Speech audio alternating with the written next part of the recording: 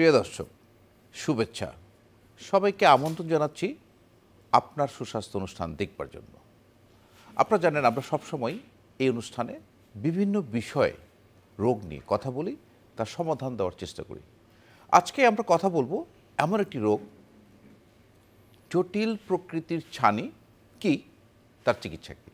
এই বিষয়ে কথা বলার জন্য আমাদের সাথে আছেন প্রফেসর ডাক্তার আনিসুজ্জামান। তিনি পরিচালক, বাংলাদেশ আই হসপিটাল, উত্তরা। অধ্যাপক ডাক্তার মোহাম্মদ আনিসুজ্জামান একজন চক্ষুরোগ বিশেষজ্ঞ। 1961 সালের 18 সেপ্টেম্বর সাতক্ষীরার এক সম্ভ্রান্ত মুসলিম পরিবারে জন্মগ্রহণ করেন। আরমানিটোলা গভর্নমেন্ট স্কুল দিয়ে শিক্ষাজীবন শুরু করে পর্যায়ক্রমে Adamjee cantonment school, Dhaka college এবং ঢাকা মেডিকেল কলেজে পড়াশোনা করেছেন। উচ্চশিক্ষার ক্ষেত্রে তিনি এফসিপিএস, এমসিপিএস, ডিও এবং এমপিএইচ ডিগ্রি অর্জন করেন। অধ্যাপক ডক্টর মোহাম্মদ আনিসুজ্জামান মার্কিন যুক্তরাষ্ট্র থেকে এমডি ডিগ্রি এবং উচ্চতর প্রশিক্ষণ লাভ করেন। ঢাকা মেডিকেল কলেজ দিয়ে কর্মজীবন শুরু করে sir Salimullah medical college, colonel Malek medical college ও দেশের বিভিন্ন অঞ্চলে জেলা উপজেলা পর্যায়ে চিকিৎসা সেবা দিয়েছেন তিনি। অধ্যাপক ডক্টর আনিসুজ্জামান আজীবন তিনি স্বাস্থ্যসেবা দিয়ে যেতে চান। স্যার, আপনার কাছে আমার প্রথম প্রশ্ন, যে আমরা তো ছানি জানি, ছানি কি, কেন হয়? জটিল প্রকৃতির ছানি এটা আবার কি ধরনের রোগ, এটা কি? ছানি তো আপনি বলেছেন আমরা সবাই জানি, চোখের মাঝে যে প্রাকৃতিক যে লেন্সটা থাকে এটা যখন অস্বচ্ছ হয়ে যায় এটাকে আমরা ছানি বলছি। এখন এই ছানি রোগটা মূলত কিন্তু হয়ে থাকে বয়সজনিত কারণে, কিন্তু জটিল প্রকৃতির ছানিটা একটু ভিন্ন রকম। চোখের মাঝে বেশ কিছু রোগ থেকে তার জটিলতা হিসাবে কিন্তু ছানি পড়ে, অর্থাৎ কি না বয়সজনিত ছানির বাইরেও চোখের রোগের জটিলতা হিসাবে যে ছানিগুলো হয় এটাকেই আমরা শাস্ত্রে বলে থাকি কমপ্লিকেটেড ক্যাটারাক্ট বা জটিল প্রকৃতির। কি কি ডিজিজ আছে যেগুলো থেকে এই যে কমপ্লিকেটেড ক্যাটারাক্টগুলো হচ্ছে? সাধারণত যাদের অতিমাত্রায় মায়োপিয়া, হাই মায়োপিয়া থাকে তাদের কারো কারো ক্ষেত্রে দেখা যায় ছানি হয়। যাদের গ্লকোমা হয়, হঠাৎ করে চোখের প্রেশার বেড়ে যায় এবং তার থেকে লেন্সের পুষ্টি ব্যাহত হয় এবং দেখা যায় ছানি পড়ে যায়। আবার ধরুন রেটিনাইটিস পিগমেন্টোসা নাম করে রেটিনার একটা জন্মগত রোগ আছে, তার থেকেও কিন্তু ছানি হয়। আর সবচেয়ে যে রোগটা থেকে ছানি আমরা পেয়ে থাকি সেটা হলো চোখের যে আলোক নিয়ন্ত্রণকারী কালো পর্দা এবং তার পেছনের অংশ, অর্থাৎ কিনা চোখের যে তিনটা কোট আছে তার মিডল কোট যেটা, এইটার প্রদাহ থেকেই সাধারণত অধিকাংশ জটিল ছানিটা হয়ে থাকে। স্বচ্ছতা হারিয়ে যায়, দেখতে সমস্যা হয়, কিন্তু স্যার জটিল ছানি এটা কীভাবে বোঝা যাবে স্যার? এটা বোঝার উপায় হচ্ছে যে যদি রোগীর কোনো সুনির্দিষ্ট রোগের লক্ষণ থাকে সেটা চোখ পরীক্ষা করলে আমরা বুঝতে পারি।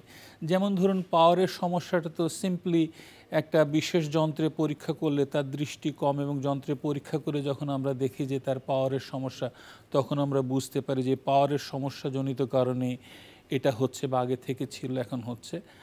তারপর যেমন ধরুন রেটিনাইটিস পিগমেন্টোসাটার কিছুর উপসর্গ থাকে, রোগী বলে থাকেন যে কম আলোতে দেখতে অসুবিধা হচ্ছে, দৃষ্টির পরিসীমাটা আস্তে আস্তে কমে আসছে, এবং আমরা যখন রেটিনাটা পরীক্ষা করি তখন রক্তনালীর সংকোচন, রক্তনালীর চারিপাশে বিশেষ এক ধরনের কালো কালো পিগমেন্টস এবং অপটিক স্নায়ুর যে এক ধরনের ফ্যাকাশে রং, এটা দেখে আমরা বুঝতে পারি যে রেটিনাইটিস পিগমেন্টোসাস, এবং তার থেকে জটিলতা হিসেবে ছানি পড়ছে।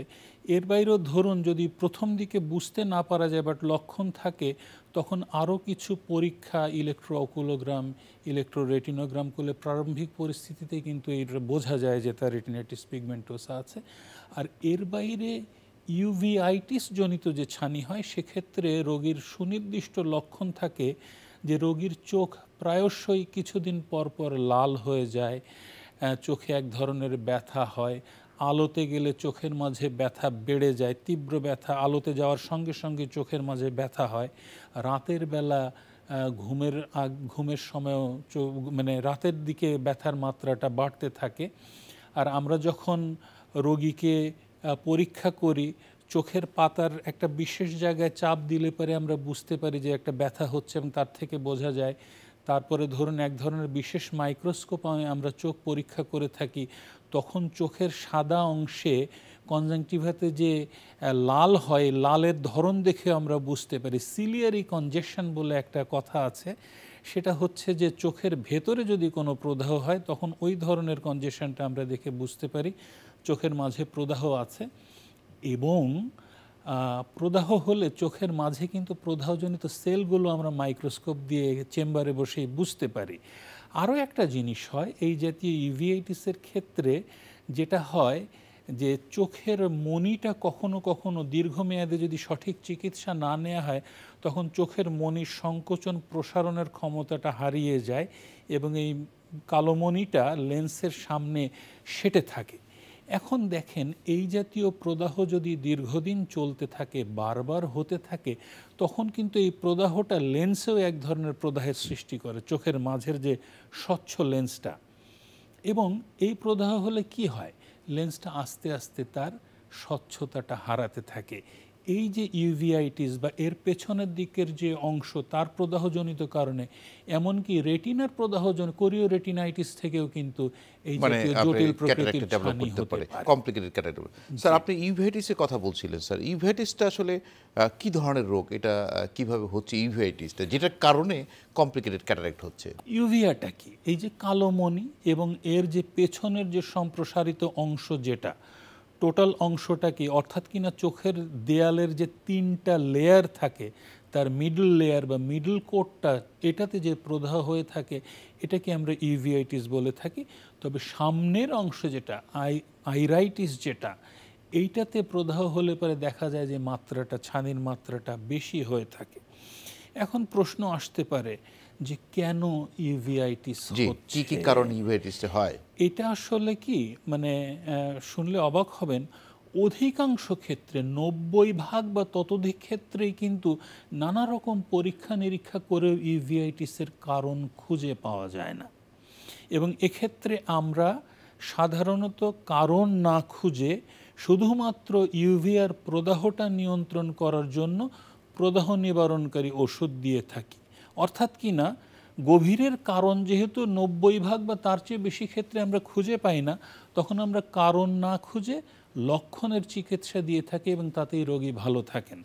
এখন প্রশ্ন হচ্ছে যে যদি আমরা দেখি যে তুলনামূলক কম বয়সী রোগী বারবার প্রদাহ হচ্ছে, 2 চোখেই আক্রান্ত হচ্ছে, সেক্ষেত্রে আমরা কিছু কারণ খুঁজে থাকি। তার মধ্যে যেমন ধরুন খুব কমন কারণ আমাদের দেশে টিউবারকুলোসিস একটা কারণ।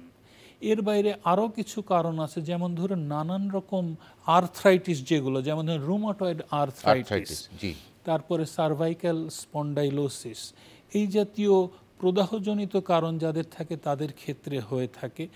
তারপরে ধরুন টক্সোপ্লাজমোসিস, কিছু সেক্সুয়ালি ট্রান্সমিটেড ডিজিজ যদি থাকে তার থেকেও কিন্তু এই জাতীয় কারণ হয়ে থাকে। আপা 4 দিনের ছুটি পেলাম, তাই ফ্যামিলি নিয়ে ঘুরতে যাব। আপনি কোথাও ঘুরতে যাবেন? আমরা কি আপনার মতো এত নিশ্চিন্ত? ব্যবস্থা নিলেই নিশ্চিন্ত হওয়া যায়। ভাগ্যিস ডাক্তারের পরামর্শক্রমে আমি সর্বাধুনিক স্বল্পমাত্রার জন্ম নিয়ন্ত্রণ পিল রোজেন 28 গ্রহণ করেছিলাম।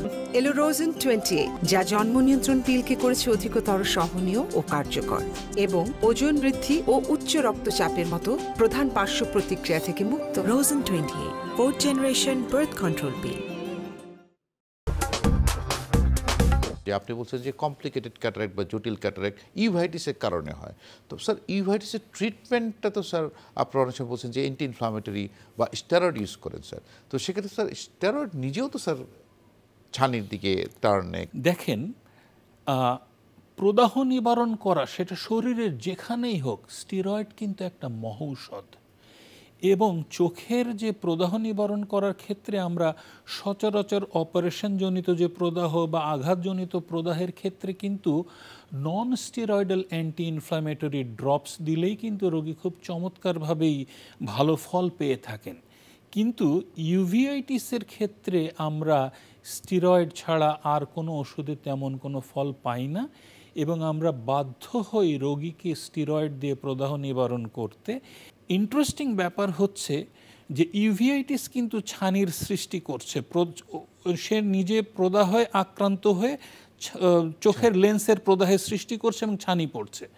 আবার দেখুন, যখন এই প্রদাহ নিবারণ করার জন্য আমরা স্টেরয়েড দিচ্ছি, এই স্টেরয়েডও কিন্তু আবার ছানির সৃষ্টি করছে। এক্ষেত্রে একজন দক্ষ চিকিৎসক খুব সাবধানতার সাথে যেটা করে থাকেন যে ন্যূনতম কতটুকু ডোজ দিলে তার প্রদাহটা নিয়ন্ত্রণে আসবে সেইটুকু তিনি প্রয়োগ করেন এবং তাকে খুব ক্লোজলি আমরা মনিটর করি, এবং যখনই ইমপ্রুভ করতে থাকে আস্তে আস্তে স্টেরয়েডের মাত্রাটা কমিয়ে এটাকে আমরা ট্যাপার করে ধীরে ধীরে ন্যূনতম সময়ের মধ্যে স্বল্পতম ডোজে স্টেরয়েডটা বন্ধ করি। এই যে অ্যাট্রোপিন ড্রপ আপনারা ব্যবহার করেন, এটা কিন্তু আমরা প্রায় অনেক রোগীদের ক্ষেত্রেই পাই, আপনাদের চেম্বার থেকে আসার পর উনি আর চোখে দেখছেন না, সাময়িক জন্য হলেও। স্যার, এই অ্যাট্রোপিন ব্যবহারের কারণে কিন্তু এটা কিন্তু একটা কাউন্সেলিং না করলে কিন্তু রোগী মনে করে যে ডাক্তার সাহেব ভালোর জন্য গেলাম, আমি আপনাকে বলছি, আমরা যখন রোগীকে অ্যাট্রোপিন প্রয়োগ করি সেটা ড্রপ ফর্মে দেয়া হয় এবং এই অ্যাট্রোপিনের কার্যকারিতাটা এতই বেশি যে যিনি যেদিন থেকে ড্রপ বন্ধ করবেন তারপর থেকে আরও 14 দিন পরে তার এই পিউপিল আলোক নিয়ন্ত্রণকারী পর্দা কাজ করা শুরু করে এবং তিনি তার স্বাভাবিক দৃষ্টিশক্তিটা আগের মতো ফেরত পান। তো এক্ষেত্রে অ্যাট্রোপিনের ক্ষেত্রে তো অবশ্যই প্রয়োগ করার আগে রোগীকে বলে দেয়া হয়, অ্যাট্রোপিনের কাভারটা মুখটা কিন্তু লাল রঙের হয়, আমরা বলে দেই যে লাল রঙের এই ড্রপটা প্রয়োগ করলে আপনি কিন্তু ঝাপসা দেখবেন, আলোতে গেলে কষ্ট হবে এবং তাকে সানগ্লাস পরতে বলি, এটা আমরা বলে দেই, লিখে দেই, এবং প্রয়োগ করার পরে বন্ধ করার পরেও যে আরও 14 দিন সময় লাগবে এটাও বলে দেই। বাচ্চাদের ক্ষেত্রে কখনো কখনো বিপত্তি বাধে, তাদের স্কুল থাকে, পড়াশোনা থাকে, পরীক্ষা থাকে, সেক্ষেত্রে আমরা আগে থেকেই বলে নেই, জেনে নেই, তারপরে আমরা ওষুধ প্রয়োগ করি, প্রয়োজনে স্বল্প মেয়াদে কার্যকরী অন্য কোনো ওষুধ দিয়ে থাকি। এমনকি আমরা যখন রেটিনা পরীক্ষা করার জন্য বা চোখের ভেতরে পরীক্ষা করার জন্য আরও স্বল্প মেয়াদি মাত্র 4 থেকে 8 ঘন্টা কার্যকারী মাইড্রিয়াটিক ড্রপ দিই, তখনও কিন্তু আমরা রোগীকে বলে দিই যে দেখুন এই ওষুধটা প্রয়োগ করলে আপনি ঝাপসা দেখবেন, আশা করা যায় কয়েক ঘন্টা পরে স্বাভাবিক হবে। তো সুতরাং যখনই আমরা কোনো পিউপিল ডাইলেট করার ওষুধ প্রয়োগ করি অবশ্যই রোগীকে একাধিকবার বলে নিয়ে তার অনুমতি নিয়ে বুঝিয়ে প্রয়োগ করা হয়। স্যার, আমরা যে প্রসঙ্গে ছিলাম যে কমপ্লিকেটেড ক্যাটারেক্ট, আসলে এমনি তো ক্যাটারেক্ট আপনারা চিকিৎসা করেন, কমপ্লিকেটেড ক্যাটারেক্টের চিকিৎসা কি সাধারণ ক্যাটারেক্টের চিকিৎসার মতোই কিনা? যে কোনো সার্জারি হোক, সেটা যত আধুনিকই হোক, এটা কিন্তু এক ধরনের প্রদাহের সৃষ্টি করে, তাই না? জি। তো এখন রোগীকে যার প্রদাহজনিত কারণে ছানি পড়েছে সেই জাতীয় রোগীর ক্ষেত্রে আমরা দেখি তাকে ন্যূনতম 2 মাস প্রদাহবিহীন থাকার একটা ব্যবস্থা করতে হয়। আমরা যখন দেখি যে তিনি ন্যূনতম 2 মাস প্রদাহ ছাড়া আছেন, আমরা মনে করি যে তাকে অপারেশন করা যেতে পারে। যদি বিশেষ প্রয়োজন পড়ে অপারেশন করতে হবে, সেক্ষেত্রে স্টেরয়েড খাইয়ে, স্টেরয়েড ড্রপ দিয়ে তাকে প্রদাহটা নিয়ন্ত্রণ করে অপারেশন করতে হয়। এরপরে যে বিষয়টা আসছে, আমি কিন্তু ইতিমধ্যে বলেছি যে ওই প্রদাহের কারণে, আলোক নিয়ন্ত্রণকারী পর্দার প্রদাহের কারণে ছানি হচ্ছে এবং অনেক ক্ষেত্রেই দেখা যায় যে পর্দাটা ছানির আবরণীর সঙ্গে সেটে থাকে। এইখানটায় কিন্তু একজন চিকিৎসক খুব সাবধানতার সাথে ওই পর্দাটাকে, আবরণীটাকে ছাড়িয়ে নেন এবং চোখের মণি প্রসারিত হয় না, যেটা অপারেশন করার জন্য একটা অন্যতম পূর্ব শর্ত। এক্ষেত্রে আইরিস হুক নামে এক ধরনের হুক দিয়ে চোখের কালো এবং সাদা অংশের সংযোগস্থলে বাইরে থেকে একটা হুকের মতো জিনিস দিয়ে 5টা দিক থেকে টেনে মণিটাকে প্রসারিত করতে হয়। কখনো কখনো কোনো ক্ষেত্রে এক ধরনের রিং চোখের মাঝে স্থাপন করে চোখের মণিটাকে বড় করে নিতে হয়। এটা কিন্তু ছানি অপারেশনের, জটিল ছানি অপারেশনের একটা অন্যতম প্রধান চ্যালেঞ্জ। একটা হলো প্রদাহকে নিয়ন্ত্রণ করা, এটা একটা চ্যালেঞ্জ, মণিটাকে প্রসারিত করা আর একটা চ্যালেঞ্জ। এরপরে যেটা আসছে বাকি অংশটুকু 8-10টা ছানি অপারেশনের মতো ছানি অপারেশন করতে হবে। লেন্স প্রতিস্থাপনের ক্ষেত্রে একজন স্বাভাবিক বয়সজনিত ছানি আক্রান্ত রোগীর ক্ষেত্রে কিন্তু তার পছন্দ মাফিক লেন্স ইমপ্ল্যান্ট করা যায়, কিন্তু এই ক্ষেত্রে এমন একটা লেন্স ইমপ্ল্যান্ট করতে হবে বিশেষ ধরনের, যেটা আপনার গিয়ে হাইড্রোফোবিক হতে হবে, অ্যাক্রিলিক ম্যাটেরিয়াল, বিশেষ এক ধরনের ম্যাটেরিয়াল দিয়ে তৈরি লেন্স দিতে হবে, যাতে কিনা তার ভবিষ্যতে লেন্সজনিত কোনো রকম প্রদাহ যাতে না হয় ব্যাপারে সর্বোচ্চ সতর্কতা নিতে হবে। আর সবচেয়ে শেষ বিষয় যেটা হচ্ছে যে ছানি অপারেশন তো আজকাল ফেকো পদ্ধতিতে বহু বছর যাবতই করা হচ্ছে। ছানিটাকে প্রথমে ভেঙে টুকরো করা হয়, তারপরে গুঁড়ো গুঁড়ো করা হয়, তারপরে পাম্পের সাহায্যে বের করা হয়। এখন এই জাতীয় জটিল ছানি অপারেশনের ক্ষেত্রে সার্জনের যেটা করতে হয়, সর্বোচ্চ সতর্কতা নিয়ে এই সব গুঁড়োটাকে দীর্ঘক্ষণ পাম্পের মাধ্যমে সব গুঁড়োটাকে একদম পুঙ্খানুপুঙ্খভাবে পাম্প করে বের করে ফেলতে হয়। আর যে আবরণীর উপরে লেন্সটা প্রতিস্থাপন করা হয়, ওই আবরণীকে বিশেষভাবে একটা যন্ত্র দিয়ে খুব সুন্দরভাবে পলিশ করে ফেলতে হয়। এবং তার পরবর্তীতে অপারেশন পরবর্তী আরেকটা চ্যালেঞ্জ হচ্ছে যে অপারেশন তো একটা প্রদাহ সৃষ্টি করতে পারে, তো তখন অপারেশন পরবর্তী যে সময়টা, এই সময় প্রারম্ভিক দিকে খুব অ্যাগ্রেসিভলি আপনার প্রদাহটাকে নিয়ন্ত্রণ করতে হয়। এর জন্য স্টেরয়েড ড্রপ দিতে হয়, নন স্টেরয়েডাল ড্রপ দিতে হয়, চোখের মণিকে প্রসারিত রাখতে হয়, প্রয়োজনে স্টেরয়েড খাওয়ানোরও প্রয়োজন পড়ে। এখানে স্যার আপনি যে লেন্সটা প্রতিস্থাপন করেন, এটা কি অন্যদের ক্ষেত্রে একই রকম লেন্স হবে, না এই কমপ্লিকেটেড ক্যাটারাক্টের ক্ষেত্রে একটু ভিন্ন ধর্মী লেন্স হবে? ইতিমধ্যে আমি বলে ফেলেছি যে এই জাতীয় রোগীদের ক্ষেত্রে লেন্সের ম্যাটেরিয়ালটা ভিন্ন হবে, যাতে কোনো ক্রমেই লেন্সজনিত কারণে যেন প্রদাহের সৃষ্টি না হয়ে থাকে। এখন কিন্তু লেন্সেরও কিন্তু অনেক ধরনের ভিন্নতা এসেছে। যেমন আগে আপনারা যখন একটা লেন্স দিতেন বলতেন চশমা ব্যবহার করতে, আবার কোনো কোনো সময় বলেন এখন এই লেন্সটি ব্যবহার করবেন, কোনো চশমা ব্যবহার করতে হবে না, কাছে এবং দূরে।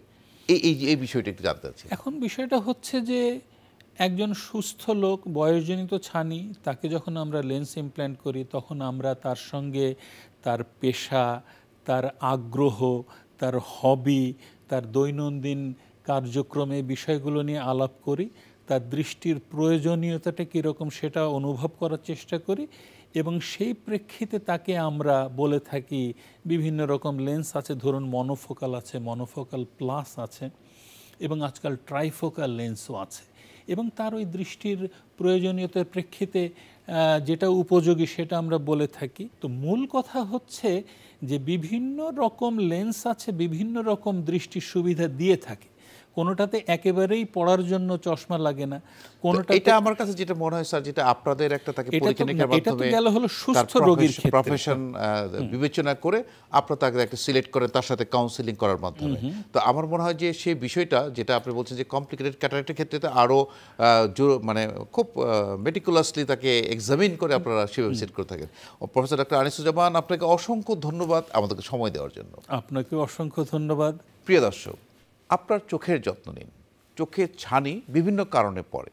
কমপ্লিকেটেড ক্যাটারাক্ট, জটিল প্রকৃতির ছানি হলে দ্রুত চিকিৎসকের পরামর্শ নিন এবং আপনার ছানির অপারেশন করে নিন। দর্শক, ভালো থাকুন, সুস্থ থাকুন, নিরাপদেই থাকুন।